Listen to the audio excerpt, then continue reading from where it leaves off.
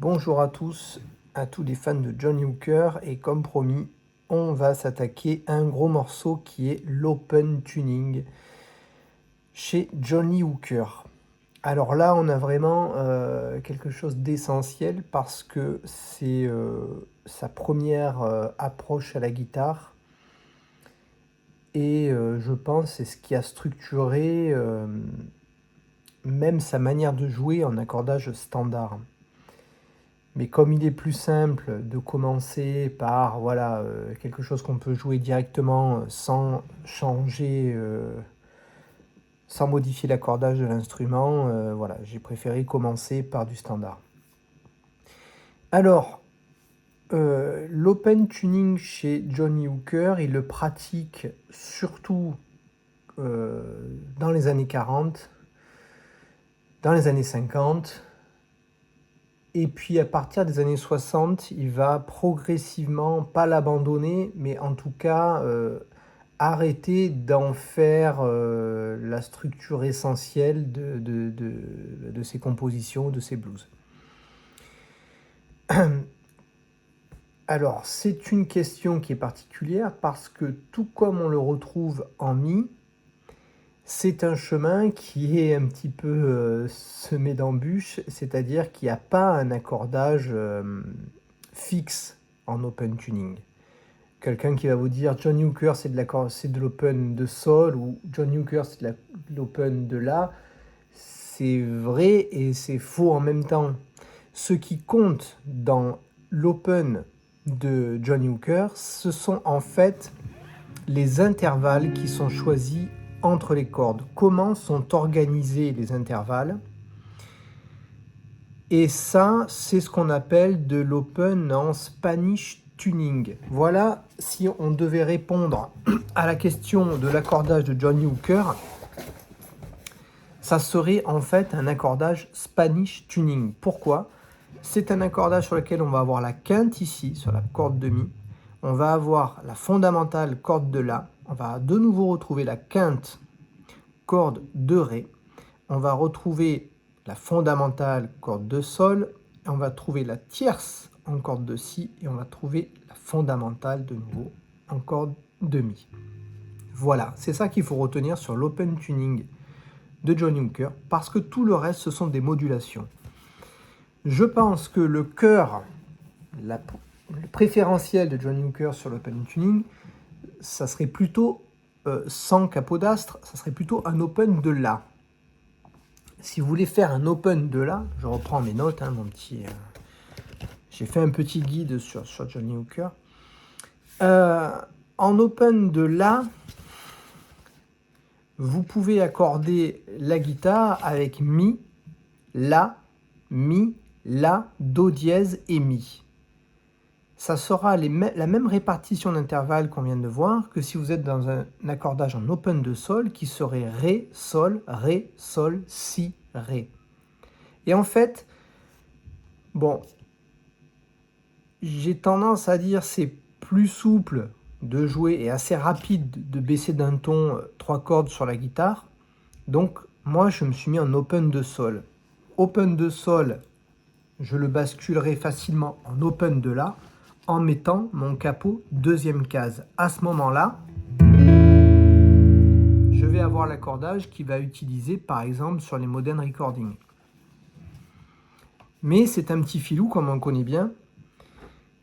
Et pour varier à l'intérieur d'un disque ou varier pendant un concert, moi je pense, c'est une théorie dont je suis pratiquement sûr et dont on va parler, c'est que de cet accordage en la, open de la ou open de sol, mais Spanish tuning, c'est-à-dire avec les intervalles toujours ordonnés de la même manière, il utilise un capot.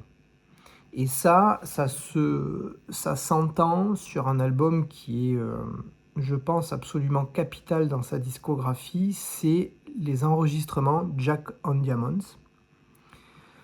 Alors qu'est-ce que c'est que ce disque? Ce n'est pas un album classique, ce n'est pas non plus un live classique, c'est la fin des années 40 et en fait il est enregistré chez un particulier qui était Geneditch, qui a inventé Tom le Terrible, qui a réalisé quelques dessins animés Tom et Jerry et Popeye. Donc cet homme était fan de blues, il organisait des soirées chez lui pour enregistrer des musiciens locaux et il est tombé sur Johnny Hooker. Il a enregistré Johnny Hooker, c'est resté 50 ans dans les cartons, puis un jour, bon, je vous passe l'histoire, un jour ces enregistrements ont pu sortir. Et sur ces enregistrements, donc c'est génial parce que ça témoigne vraiment du jeu primaire de Johnny Hooker. On a évidemment que de l'open tuning et on a un open tuning, j'imagine, en La et sur lequel il va bouger le capot parce que c'est pas un open tuning qui reste fixe sur les différents enregistrements qui y a à l'intérieur de ce disque, il y a des changements de tonalité.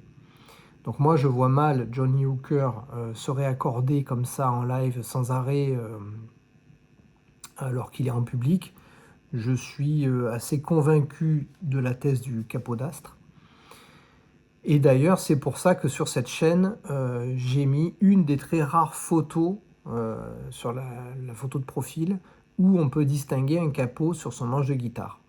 Voilà, il y a au moins une photo où on peut voir ça. Alors, maintenant qu'on a posé le cadre, la petite histoire, le cadre théorique, donc moi je suis accordé en sol. Open de sol. Encore une fois, vous pouvez vous accorder directement en open de La suivant cette grille d'intervalle et jouer assez facilement par-dessus. Mais après, moi ce que je vous conseille, c'est plutôt de partir d'un sol parce que des fois il est en sol. Et ensuite, avec un capot, on va retrouver la tonalité exacte d'un disque, d'un live, etc. Et ça peut aller...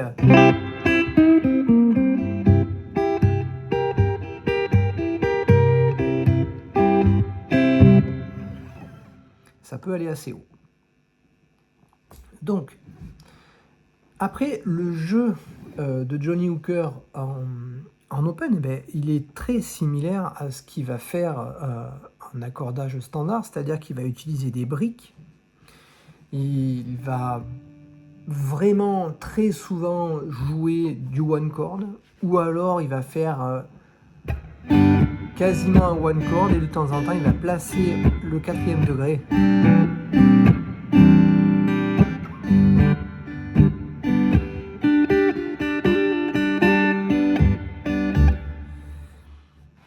Alors, on va voir tout ça. Pour placer l'accord du 1er degré, quand on est en open tuning, c'est très simple, puisque en fait c'est un accordage qui vise justement à faire un accord majeur. On a la fondamentale, on a la tierce, on a la quinte. Donc pour lui c'est très simple, il n'y a même plus besoin de plaquer d'accord. Il peut très bien faire sa chanson juste comme ça en fait. Et il va ajouter le 4e degré comme s'il plaquait un Do majeur.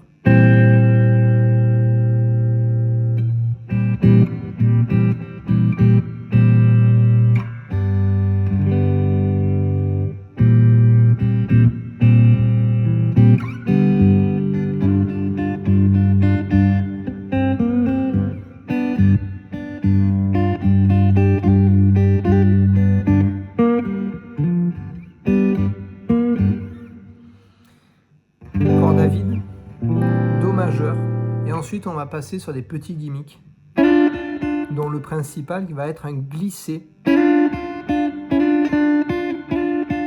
corde de Mi et corde de Si. Après on revient sur la case 1 de la corde de Si.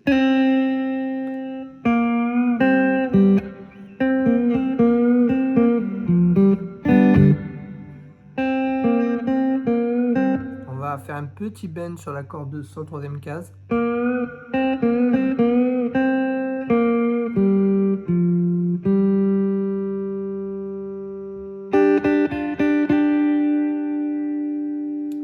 Là, on va utiliser, moi je fais un petit barré, hein, corde de Mi, corde de Si, 3e case, et je viens case 5, corde de Mi.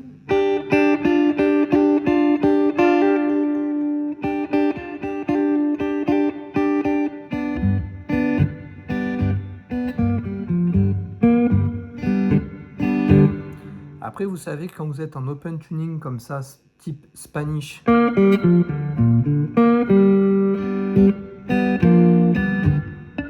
alors il va très très largement utiliser la corde de sol, la corde de ré,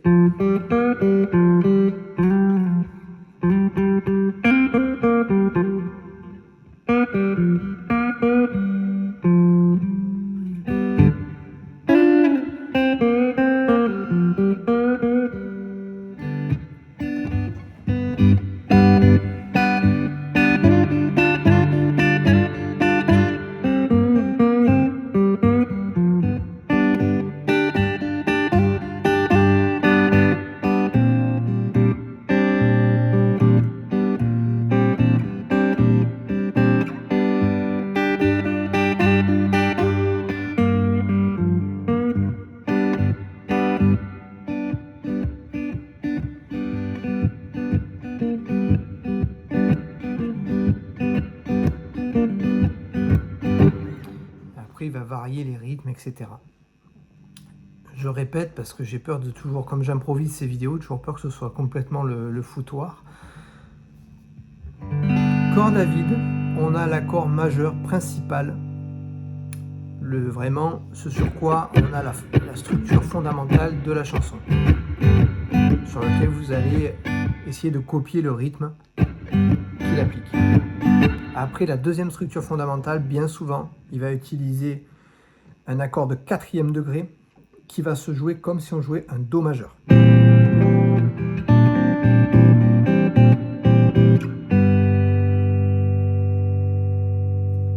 Il va utiliser ce petit gimmick. Un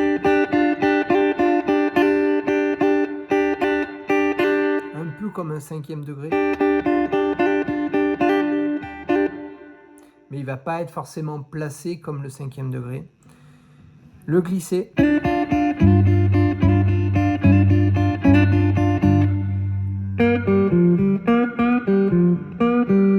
On a beaucoup de petits motifs comme ça, corde de sol, corde de ré. 3e case et à vide. De temps en temps aussi, sur la corde de ré, on va aller jusqu'en 5e case. Et enfin, le plus complexe, si on peut dire, c'est que quand il va faire ce glisser, il va souvent, très souvent, l'articuler avec ce glisser de la case 3 vers la case 1, puis le bend, corde de sol.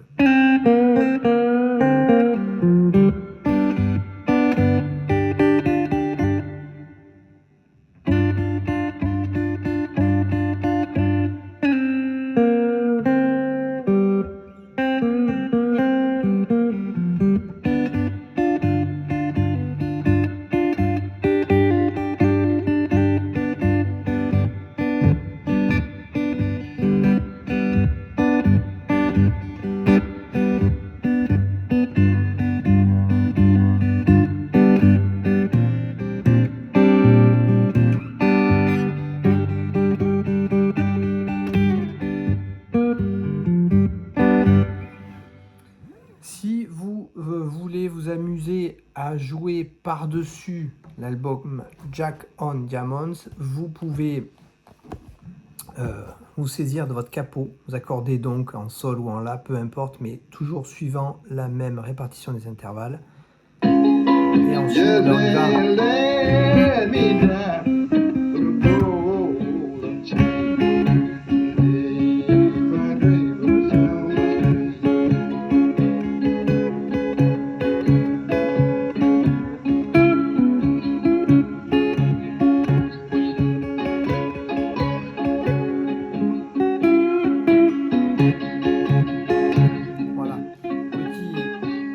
Petit exemple, c'est ce disque. Voilà. Là, on a tout sur l'accordage. Alors, je vais y revenir, mais je crois que je suis encore limité sur le temps vidéo. Donc là, je vais devoir vous dire au revoir, car on est sur 15 minutes.